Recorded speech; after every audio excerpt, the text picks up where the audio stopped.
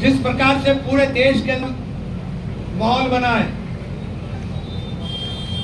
और ये आप पहली बार समझिए कि पार्लियामेंट के अंदर पिछले 10 साल में पहली बार ऐसा माहौल बना कि सरकार बैकफुट पर नजर आई।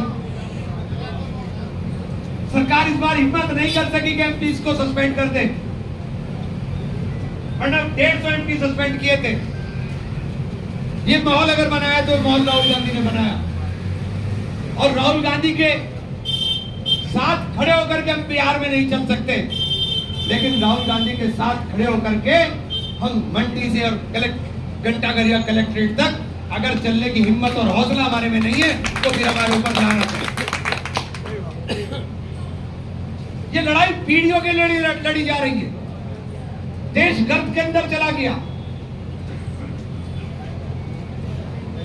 बच्चों का, नौजवानों का भविष्य खत्म हो रहा है। अगर आज भी हम लोग नहीं जागेंगे, वोट को काट करके, सिर्फ वोट नहीं काट रहे हैं, वोट को काट करके आपके अधिकारों को तोड़ रहे हैं। कौन किस देश का वासी बता देंगे आपको पता नहीं चलेगा। बांग्लादेश के तो आसान हो गया बताना। मोहम्मद प्रधान अंदर आ जाओ, बुढ़ापा आ गया बहुत, अंदर आ जाओ अंदर। बांग्लादेश का तो बहुत आसान हो गया। वहां हमारे साथी एमपी है ईसा चौधरी, उनके यहाँ के एक आदमी को जिसकी 10 पीढ़ियां हिंदुस्तान में है, उसे बांग्लादेश डिपोर्ट कर दिया। कागज नहीं थे। मैं जो बात कह रहा हूं इसलिए कह रहा हूं कि जब वोट बनवाएंगे, वोट में तमाम कागज आपके पूरे होंगे। जो रिक्वायरमेंट कागजों की है वो सारे कागज आपके वोट बनवाते हुए पूरे हो जाएंगे। इसलिए वोट बनवाना, लोगों को कहिए कि वोट बनवाना आपका काम है, अपना वोट देखें, इसे नेताओं में मत डालें। हमारी जरूरत हो सकता है, लेकिन आज वोट आपकी सबसे ज्यादा जरूरत है कि आपका वोट वोटर लिस्ट में है, तो आपके सारे डॉक्यूमेंट पूरे हैं, ये जरूरी आपके लिए है। इसलिए अपने वोट को ठीक ऐसे ही आपको चेक करना पड़ेगा, और उसके लिए आखिर तक बनवाने के लिए लड़ना पड़ेगा। अगर आप लड़ेंगे तो आपका वोट नहीं कटेगा, लेकिन अगर आप चुपचाप बैठेंगे तो फिर आपका वोट बचेगा नहीं।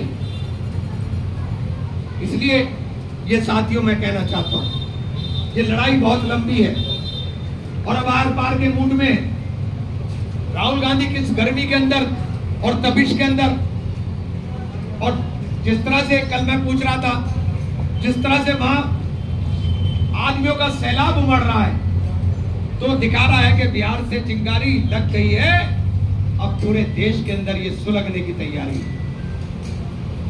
उत्तर प्रदेश में मैं चाहता हूं कि सहारनपुर कांग्रेस का एक मजबूत पिलर है, और आप लोगों ने मुझे वो प्लेटफॉर्म दिया जिस प्लेटफॉर्म पर खड़े होकर के मैं पूरे मुल्क के अंदर आपकी आवाज को उठा सकूं।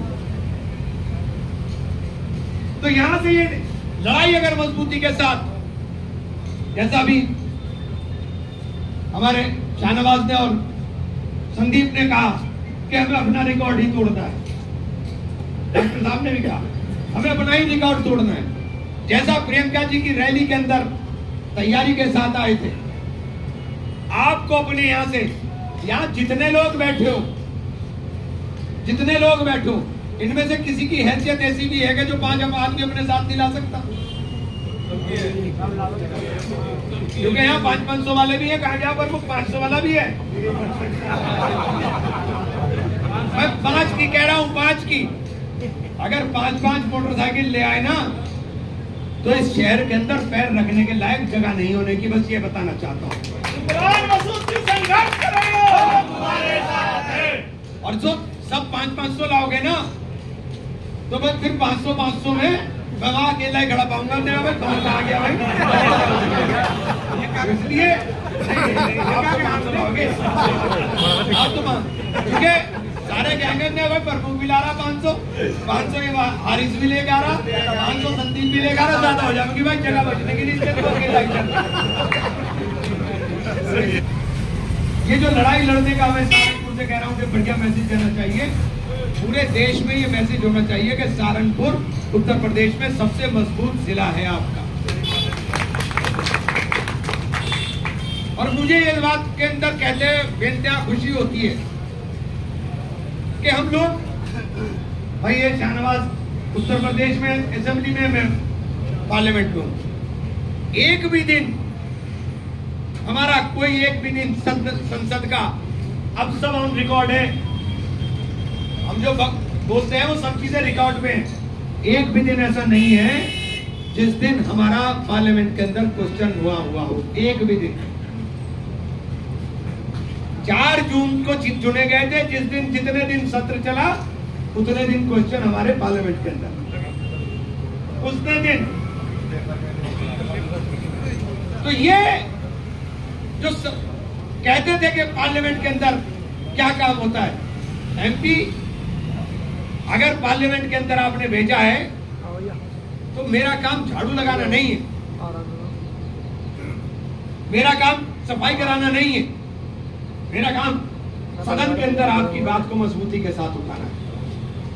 अभी शाहनवाज ने जिक्र किया कि हम पूरे जिले के अंदर हमने टारगेट कर लिया, क्योंकि हमारे दलित भाइयों के खास तौर से और कश्यप समाज वालों को भी कह रहा हूं, जहां जहां आपके जो गरीब जाति हैं, जो गरीब लोग हैं, इनके पास अपने शमशान नहीं। हमारा टारगेट है कि हम हर गांव के अंदर शमशान की व्यवस्था करा के दें। अपनी सूची बनाइए कि सब जगहों पर जो हमारे दलित भाई हैं खास, और जो बहुत अति पिछड़े लोग हैं, जिनकी कोई सुनवाई नहीं करता, क्योंकि उनकी वोट की काउंटिंग ही नहीं होती, उन्हें अपनी ताकत का ही नहीं पता है। गांव में 50 लोग हैं और उनको कहीं जलाने की परमिशन नहीं देते। तो हमारी पहली प्राथमिकता है कि हम उन तमाम दलितों के, शोषितों के जो शमशान है, उनकी व्यवस्था कराने का काम करेंगे। ये आप सब लोगों को मैं कह रहा हूं कि मुझे यहां से नहीं पता चल सकता, आप सब लोग हमारे आंख नाक कान हैं, आप लोग ही हमें इस बात की सूचना दे सकते हैं। दूसरी चीज साथियों, हमारे पास बहुत कम बजट है भाई, 4 करोड़ रुपए मेरे पास आ रहे हैं और 4 करोड़ शाहनवाज के पास आ रहे हैं। 8 करोड़ रुपए में हम लोग कुछ नहीं कर पाते। ये खड़ा हमारा फुरकान 8 करोड़ में इसका पूरा नहीं बटने का, मेरा बैरीगढ़ का। तो ये अगर पैसा कहीं आता है तो निकाय में आता है, चाहे वो नगर निकाय हो, चाहे वो जिला पंचायत हो। जिला पंचायत का चुनाव सर पे आ गया, जो साथी लड़ना चाहते हैं सबका स्वागत, लेकिन सीट 49 है, 49 लड़ेंगे, 50 नहीं लड़ सकते। तो उसका एक ही फॉर्मूला मेरी समझ में आ रहा है, और मैं आपसे पूछना चाहता हूं, मैं एक प्राइवेट एजेंसी हायर करके, जिसने चुनाव में भी मुझे सर्वे रिपोर्ट दी थी, मैं उन सारे नामों को डाल करके सीट वाइज सर्वे करा दूंगा, और जिसका नाम आ जाएगा हम उसको चुनाव लड़ा देंगे। बताओ तैयार हो कि नहीं हो? सब लोग तैयार हो इस बात के लिए? तो मैं चाहता हूं कि हम लोग ज्यादा से ज्यादा मेंबर जिता कर ले जाएं। और एक बात सुनिए, जिस तरह से दलित भाई अंदर आ जाओ, प्रधान एक तो इतनी लेट आ रहा।